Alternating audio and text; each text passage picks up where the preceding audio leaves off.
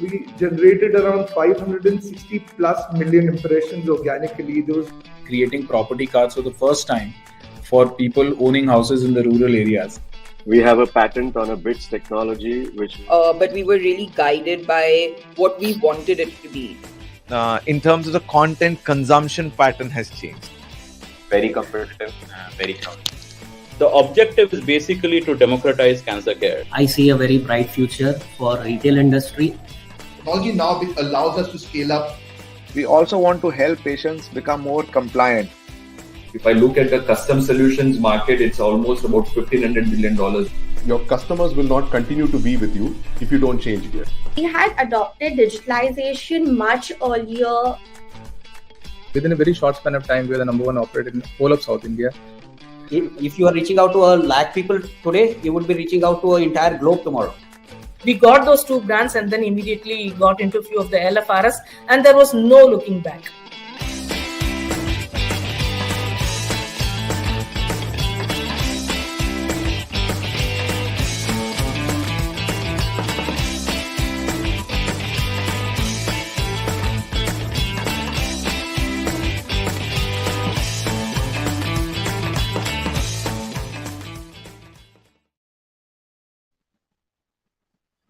Hello, everyone, and welcome to the 48th episode of Ascent Talks. My name is Ajit and I've been an Ascent member for 10 years, and I lead Nova, an air conditioning company, and Pure Blue, a tech-enabled startup in the air conditioning domain. And my co-host is here with me, and he is frozen straight out of Antarctica. This is the tech challenge that we have out here, but his screen is frozen. So I'm not sure. Aleem, can you hear us? I can hear you. Can you hear me? Yes, we can hear you, but you're frozen on the screen, my friend. You want to start again, Ajit? Sorry. No, I'm good about it. Not an issue. So let's go for it. So for all of us who are joining us for the first time, till Aleem kind of gets his screen up and running, let's get going with our talk show. Ascent is a non-profit organization that helps entrepreneurs grow their businesses. It was founded by Harsh Mariwala in 2012 and has helped over 850 entrepreneurs. Ascent's key feature is its trust groups where entrepreneurs can share experiences and ideas.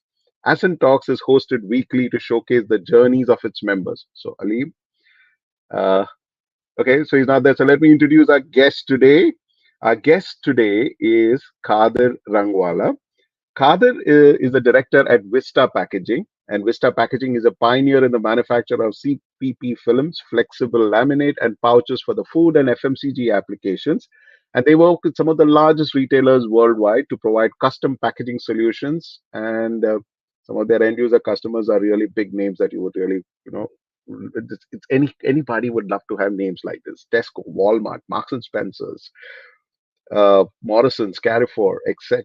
Oh my God, that's really big. So welcome, Qadir. Great to have you on our show today. Thank you, Ajit. Happy to be here and happy to be part of these talks. All right. There comes my co-host. He's back from Antarctica. He's not frozen anymore, and he's back here. Hi, guys. Hi. Sorry, I got a little late. I'm sure the introductions are done by now. So, hi, Qadir. How are you doing? Very good. Yeah. Nice to see you. Unfrozen. Unfrozen? Okay, that's great. That's great. Elsa's hand is off me. I'm in my daughter's room, so I'm assuming that's why. Right. But yeah, anyway, Qadir, Ajit, have you started asking the question? I'm sorry, I'm a little late here. No, just get going. Just get going. Fantastic. Qadir, why don't you tell us what is CPC films, what is flexible laminates, and what is pouches in the food, and tell us your entrepreneurial journey. Yeah. So basically, plastics or polymers are of various types. They all look like plastic film, but PP is a short form for something called polypropylene. So you have polypropylene, polyethylene, polyester. These are the main kind of polyvinyl chloride or polyamide. Polypropylene is one form of polymer which we make. It's fairly common in the food industry. It has certain properties which make it good for packing food. So that is how CPP is. Flexible laminates are polymers which are fused together or laminated in a way. And flexible being that they are flexible in nature. They're not rigid like some domes or some kind of panettes that you see. So they can be shaped into pouches, and pouches are like bags or stand-up pouches that you see for the snack industry. So that's kind of the stuff that we do. And tell us your entrepreneurial journey. How did this start and how did this go about? Yeah, also. So just being an entrepreneur journey, for like come back, it was started by my dad. Like I've said, it's a second generation company. We are running it as second generation entrepreneurs right now. So my dad saw an opportunity for such a film. A lot of film when he started was polyethylene, which was a different kind of film. And polypropylene was a new technology at that point of time. And we saw an opportunity there to expand our film and food business. Originally, like my surname says, Rangwala, we were into the business of dyes and chemicals. And at that time, we used to make color for the leather and paper industry. And this was an opportunity we saw to diversify our business. So we came into packaging, and food packaging was something we identified as being, always in demand and having an only expanding market. So I feel that that decision has been vindicated on our journey as well. So that's how we got into it, and we have only grown, added multiple lines, come in the second generation of business, professionalized our operations, got more features, and now we are in the last challenge of an evolving industry where we face sustainability and environmental concerns. So we have to reinvent ourselves again now. That's interesting, Qadir. But Qadir, taking from your entrepreneurial journey, I have two questions coming around this. Right. One is the most standard question. How was the transition moving from father to son? I mean, how did that happen? And everyone has a story in that transition, right? Yeah. And in trust groups where we've been with Ascent, this is something that we share and we kind of learn from each other. So two factors. One is this transition, and second is you probably got in because you saw the opportunities around this industry. So tell us about both. How big is this industry? What are the opportunities around it? And this entire transition phase to the next generation. Okay, so let's start. You know how it is when you're in a second generation business and you're in a family minded, business minded family rather. You end up going to the factory or even the office when you're very young. So the journey from becoming Qadir Baba to Qadir Bhai to Qadir Sir is fraught with challenges, and you have to earn your stripes along the way, And what I feel is that I've been fortunate where my dad has been a good boss who has allowed us a lot of freedom to make mistakes also, and also been there to, help us when the proverbial shit hits the ceiling due to our mistakes also. So he's been fairly good. Another aspect I've had on my entrepreneurial journey that made it easier was my brother joining business at the same time as we. And we have, I would believe, complementary skill sets. So while he took a huge share of the responsibility as well, I got a share of the responsibility towards the marketing, sales, finance side, and he got it towards the production, HR, and maintenance side. So it also made things easier knowing that there was a family member with shared values who I can trust, totally on one side of things and concentrate on my side of business. But coming back to how the baton was passed, I feel it happened when you take on projects that were lingering or not being able to take up by the first generation in terms of just modernizing or professionalizing the business, in terms of IT, in terms of processes, in terms of things like that. There is resistance, but when you push through that and people see the benefit coming on the other side, then you actually earn your stripes and say, yes, this person has brought positive change, or these people rather have brought positive change. And it's time that they are capable of leading the organization in their own right. So that was mainly it. And what about the opportunities? How big is this industry? What is actually happening around this industry? Do you see a lot of growth potential within this industry or innovation that's expected to happen?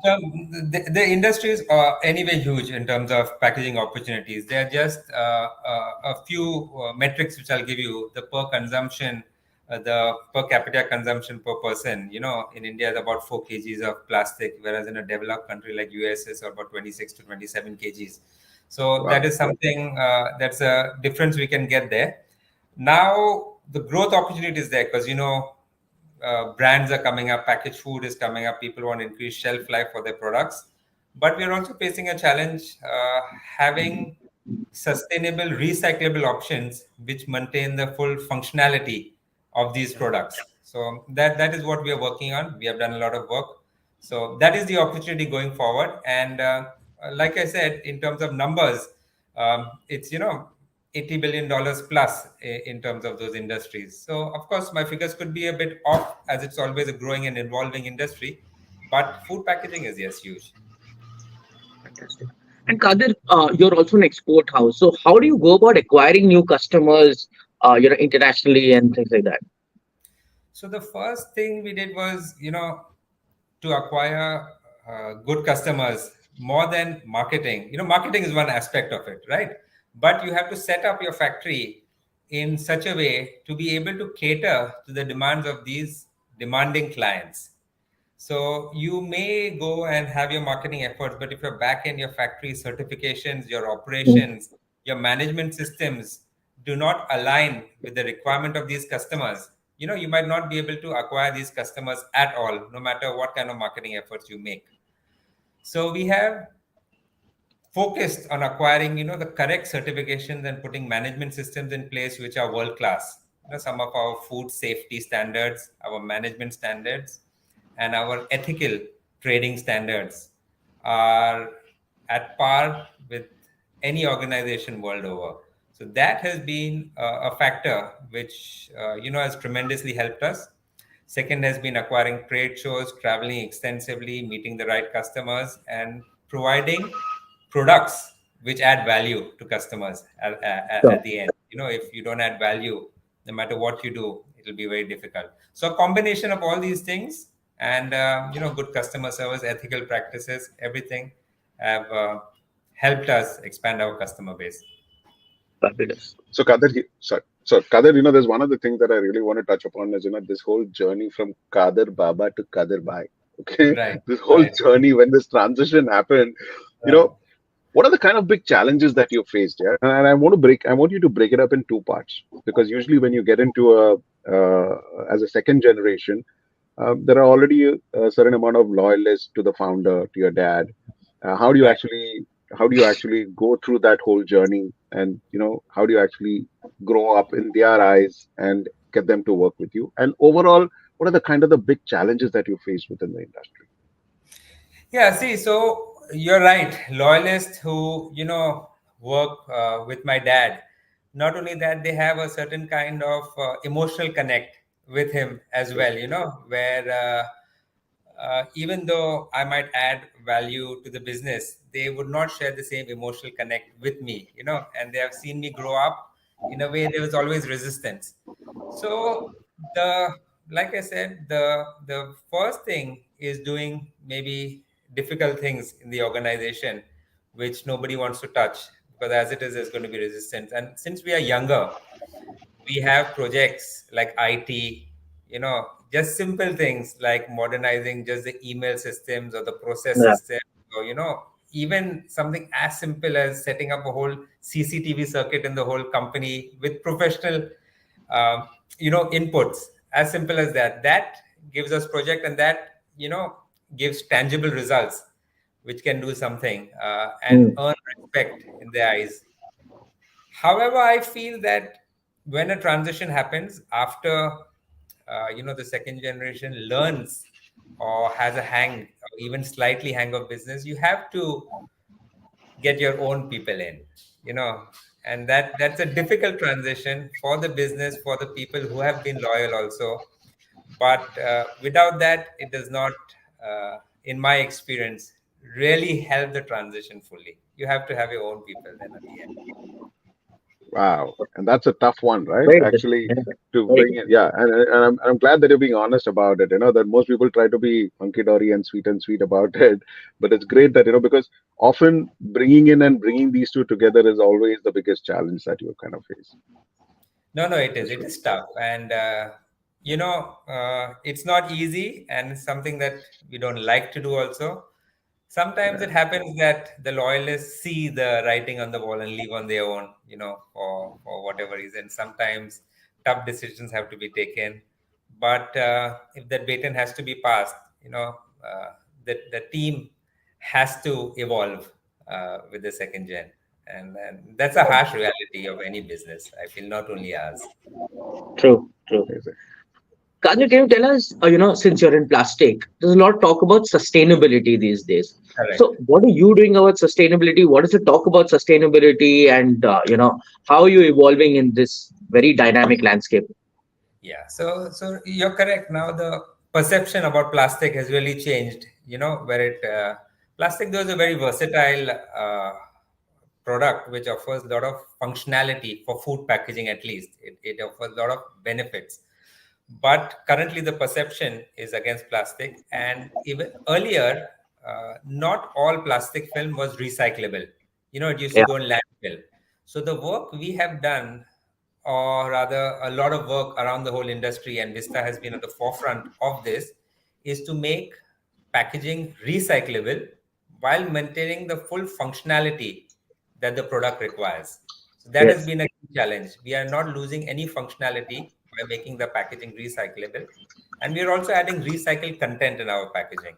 So we're reducing the carbon footprint. And by making the packaging recyclable, they can be collected and then reprocessed into granules, which can be made into other products. So hence, it contributes to a whole circular economy, what we're calling it. So that is, in a nutshell, what we have done.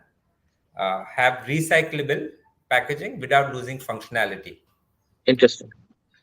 Qadir, because you spoke about sustainability, and this is a big word now, literally affecting all the industries, including the industry that I work in. But the strong belief that you have is sustainability is that this is just a big buzzword, and it's very difficult to adopt, and especially in countries like ours, where we tend to say that, listen, my consumption is just 4 kgs per person, while yours is 26, 23. You do sustainability first, you pay the price for the damage that you've done. Because when I involve sustainability into my business, I don't become competitive and I lose out on this.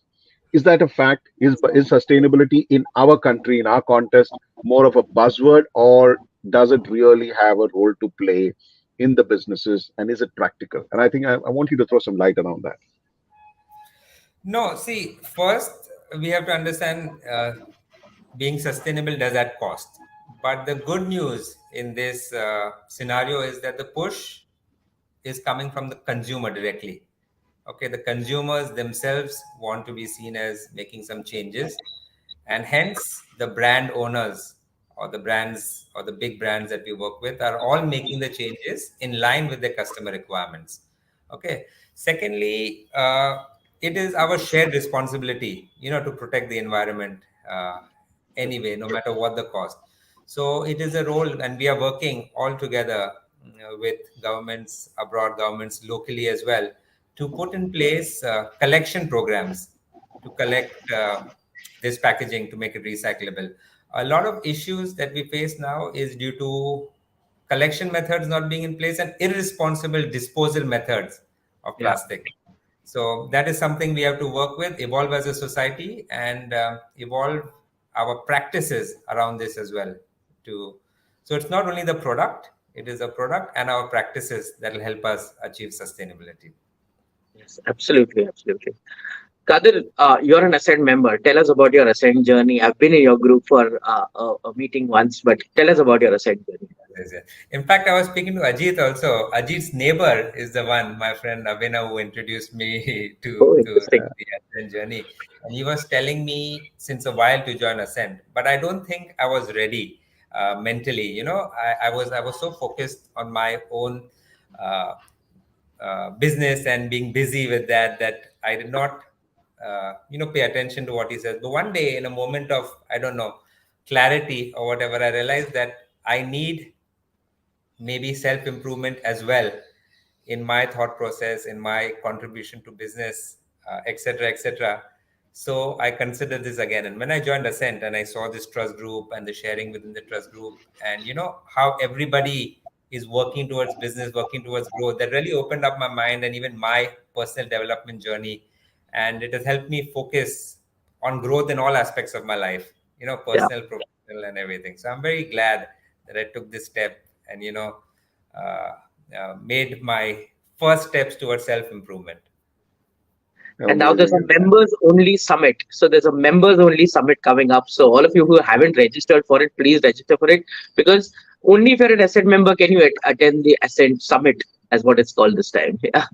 Right. Yeah. Otherwise, usually it used to be a conclave where everybody could come and explain this. Yeah.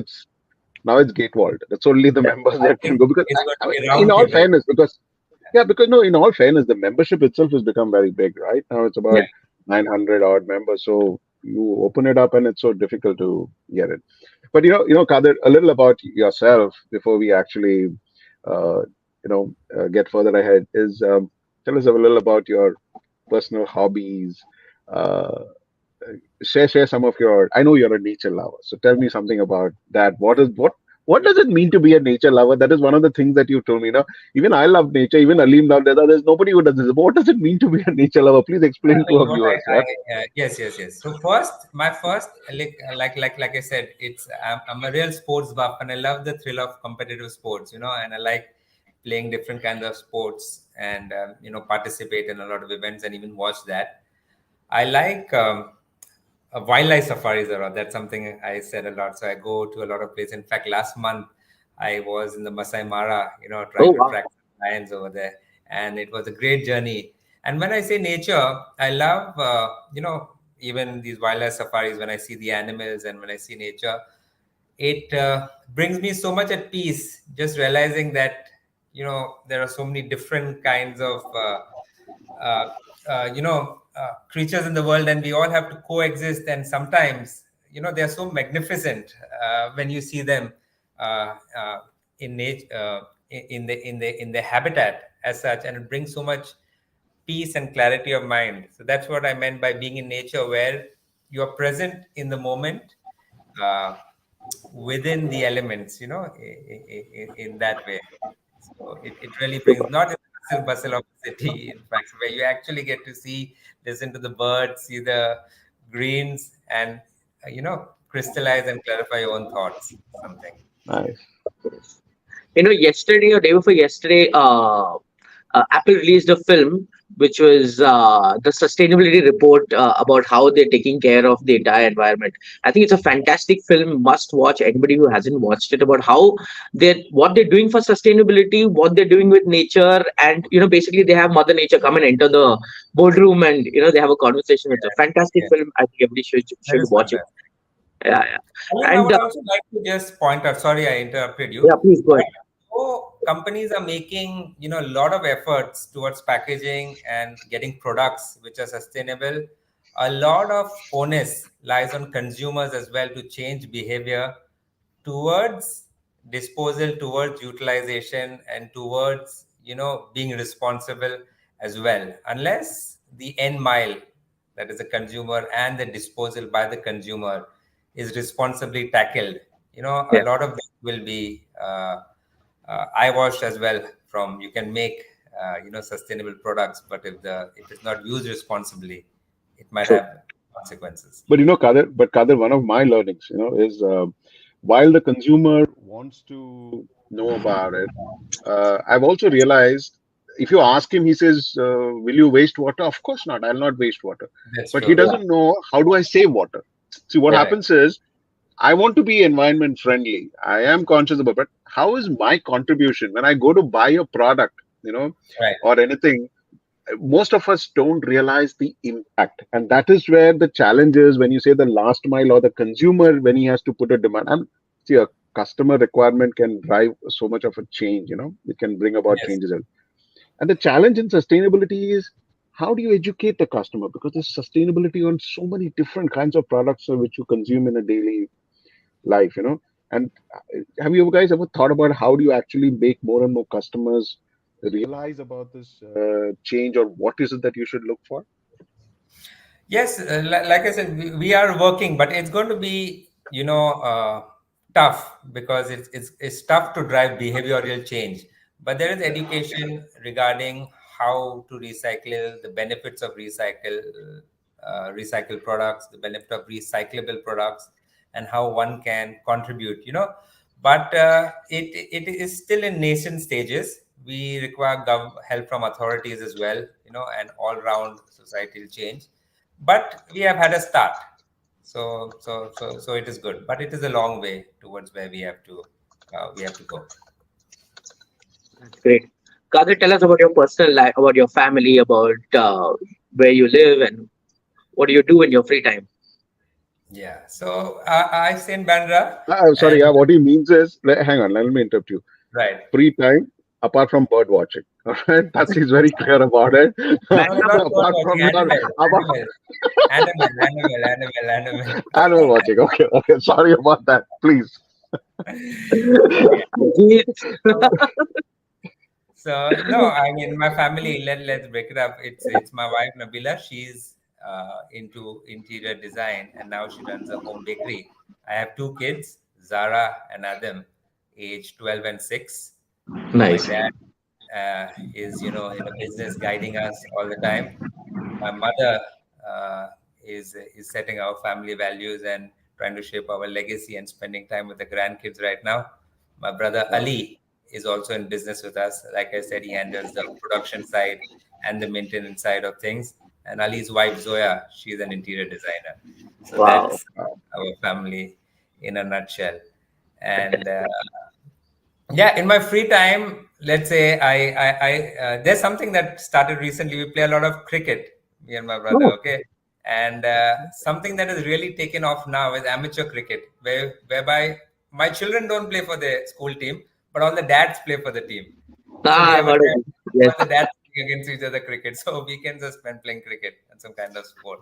So that's it. Yeah, and then of course I travel extensively from my work, so I'm not there many weeks in town, but when I'm here, I like spending time with family and of course catching up with my sport.